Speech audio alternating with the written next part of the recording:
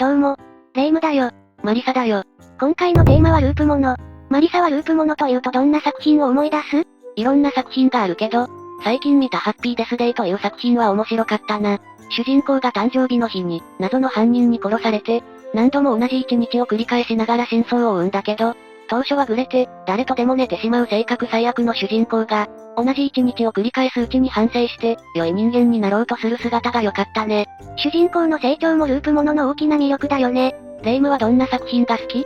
私は、なんといっても日暮らしの泣く頃にかな。最近、PS4 版でやり直したんだけど、いろんなエピソードが、追加されていて数百時間は楽しめたよ。もともとは、竜騎士07原作の同人ゲームで、アニメ版も流行ったよね。そうだね。アニメ版も面白かった。この作品は、山あいの小さな村、ひなみ沢村を舞台に、毎年、綿流しのお祭りの日に起こる人の死の謎を追いながら、主人公たちがいろんな奇怪な現象に出くわす話なんだけど、実はある人物の死をきっかけとしたループものという作品なんだ。ひなみ沢のモデルになった白川郷は、聖地巡礼で訪れる人も多いみたいだね。私もいつか行ってみたい場所の一つだよ。もう一つ、ループ作品を取り上げると、桜坂広しのライトノベルオールユーニードイズキルも有名だね。地球は擬態という謎の敵に侵略されていて、主人公は初年兵として配属されたばかりで、最初は簡単に殺されてしまうんだけど、死んだ瞬間にループして、熟練兵のリタの戦いなどを参考にして、どんどん強くなっていくんだ。この作品、最後のループを終えた時、そのループの選択で命を落とした人の命は戻らないってところが切なかった。そうだね。ループものの主人公たちは、ループを閉じようと必死になるけど、最後のループは現実そのものに固定化されるっていう重さがあるよね。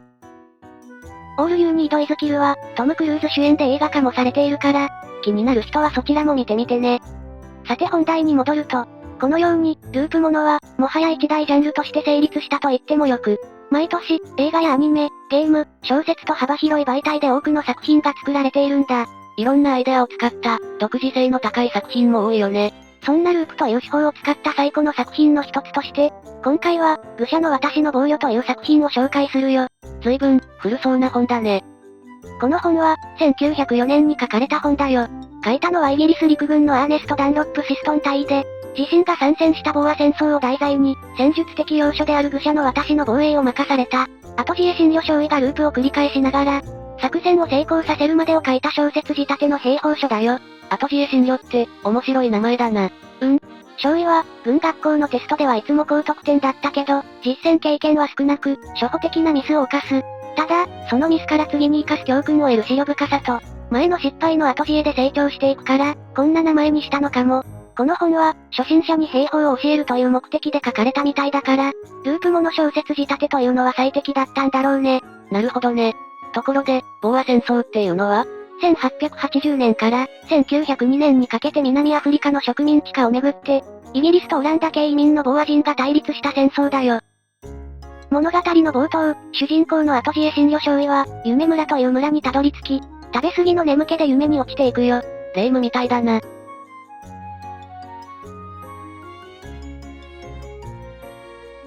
気がつくと、そこは愚者の私の近くにある岸辺だった。この赤土の道と、川が交差している浅瀬が愚者の私で、車両が唯一通れる場所なんだ。名前の割に大事な場所なんだね。ちなみに、この川はシリアスフォーゲル川だよ。軍の本隊は、すでに南に向けて進軍した後で、少尉は、50人の部下を与えられ、愚者の私の防衛を命じられている。100マイル以内に敵の姿は確認されていないが、敵は砲兵を有しているという情報がある。そして、3、4日後には味方が到着する予定であるため、少尉はそれまで防衛を続ける必要がある。部下たちは長い行軍で疲れていたので、塹壕を掘るなどの作業は命じず、キャンプの設営のみを命じ、少尉は周囲の探索に出かける。私の北東には、イギリスに敵対しないボーア人の農場があり、少尉は、農場主に敵意がないことを確認し、次第に親しくなっていく。そして、軍の野営地で食料品などを売ることを許可する。なんか嫌な予感がするな。部下の元に戻ると、部下たちはキャンプを完成させてお茶を入れている。そして後から、先ほどのボーア人農家が訪ねてきて、キャンプの中で物を売ったり、戦況の話をして帰っていく。少尉は、二人の兵士をそれぞれ別方向に向けて偵察に出し、一定時間ごとに大声で異常なしの報告をさせる指示を出し、寝床に入る。そして夜中、ボーア人の奇襲を受け、部隊は壊滅、捕虜となってしまう。ボーア人の部隊長の横を見ると、先ほどの農場主の姿があった。やっぱり。今回、少尉が得た教訓は4つある。塹壕掘りを明日に先延ばしにするな。敵の同胞をむやみに信用し、こちらの情報を渡すな。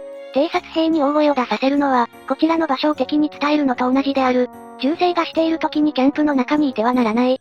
そしてまた、少尉は夢に落ちた。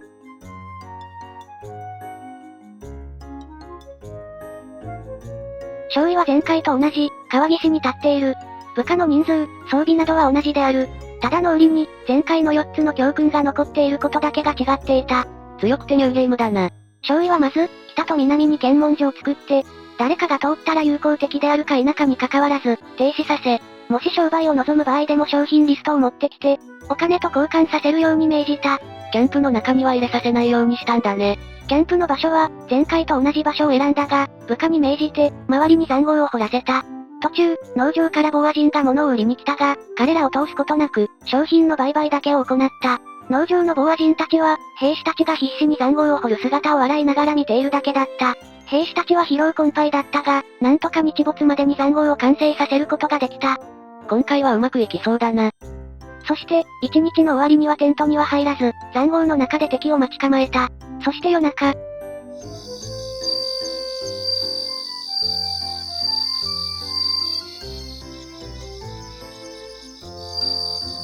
襲撃はなく、朝を迎えようとしていた。そんな時、茂みの中に動く気配があった。塹壕の中にいた部隊は、茂みの中から狙い撃ちにされ壊滅してしまった。ダメか。その後、捕虜になった少尉は、ボア人たちが、雑用を近くにある集落カフィールに住む、現地のアフリカ人たちに行わせているのを目撃する。現地人の村もあるんだ。今回得た教訓は3つある。防御すべき、愚者の私の近くにキャンプを作るのは得策ではない。キャンプは、周りに身を隠す場所がないところに作る方が良い。敵の味方を遠ざけるだけでは十分ではない。こちらの存在を、敵に教えられないよう対処する必要がある。検問だけじゃ不十分だよね。敵の味方や現地人の労働力も活用して、塹壕をより堅固なものにすることができる。捕虜に労働を強いるのは、ちょっと気が進まないかな。ここら辺は時代背景もあるんだろうね。そしてまた、少尉は夢に落ちた。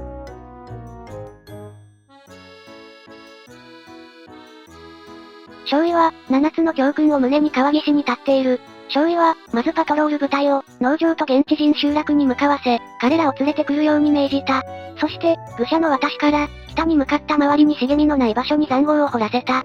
途中、パトロール部隊が戻ったので、農場のボア人たちと現地人を使い、今回はかなりまともな塹壕を掘ることができた。夜が過ぎ、朝になるとボア人たちがこちらに向かってきているのを、監視兵が見つけた。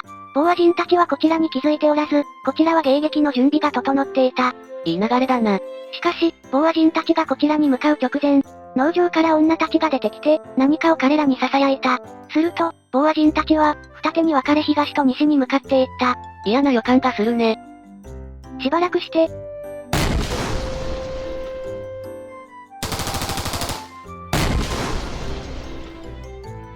遠距離からの大砲によって大きな被害を受け、塹壕が直線に掘られていたので、左右からの銃弾を浴び部隊は壊滅してしまった。大砲も持っていたんだね。今回、少尉が得た教訓は3つあった。敵の味方を捉える時には、その家族にも注意せよ。砲弾に浅い塹壕は意味がない。茂みの中や、岩を背に部隊を分散させた方が良い。砲弾の破片を防ぐには、塹壕の上部を狭くし、塹壕の下部を広くすると良い。そして、少尉は再び夢に落ちていった。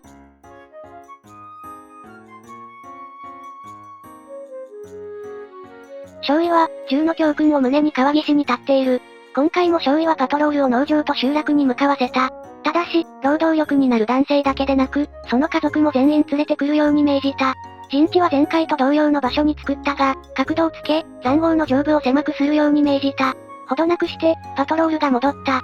女性たちは文句を言ったが、農場を燃やしてもいいのかと尋ねるとおとなしくなった。少尉、結構悪党だな。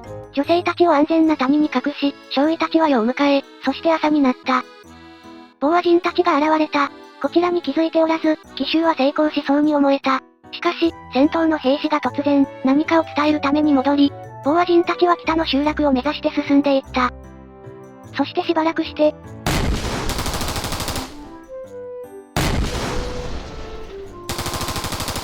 陣地の後ろと横からの攻撃を受け、部隊は壊滅してしまった。気づかれちゃったんだね。今回の教訓は9つある。随分、多いな。陣地を作る場合、正面、背面という区別は意味がない。全周を防御する必要がある。背面に敵が回り込まないように注意せよ。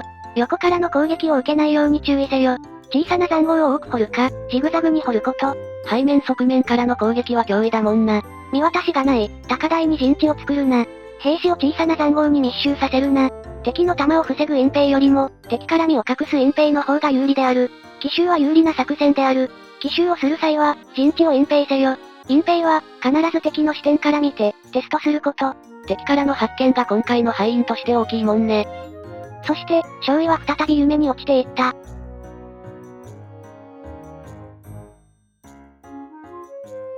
少尉は、19の教訓を胸に川岸に立っていた。今回もパトロール部隊を農場と集落に向かわせ、自分は陣地の場所を考えていた。結果、集落の周り20個ほどの塹壕を掘り、そこに部隊を配置することに決めた。塹壕は、壁の穴から敵を狙えるようにし、隠蔽を行った。部下の隠蔽が完成すると、少尉自身がチェックを行い、敵の視点から兵士が見える箇所をなくしていった。今回はうまくいきそうだね。そして、夜になり、朝になった。ボーア人たちは、村落の方に近づいてきたが、我々の存在に気づくことはなかった。奇襲は成功した。やったね。しかし、敵の数は500を超え、塹壕から狙えない場所からの狙撃を受け、次第に部隊は消耗していった。そして、部隊は壊滅し、少尉は捕虜となった。多勢に無勢だね。本当に勝てるのかな？今回の教訓は3つだよ。射撃の死角に気をつけよ。敵が通過せざるを得ない場所を狙えるようにすること。丘は牽制が効くが、必ずしも防御に最適の場所ではない。目立つ偽の塹壕は、敵に銃弾を無駄遣いさせ、本当の標的から目をそらさせる効果がある。村を陣地にしたのは良さそうだけど、もっと良い場所があるんだね。そして、少尉は再び夢に落ちていった。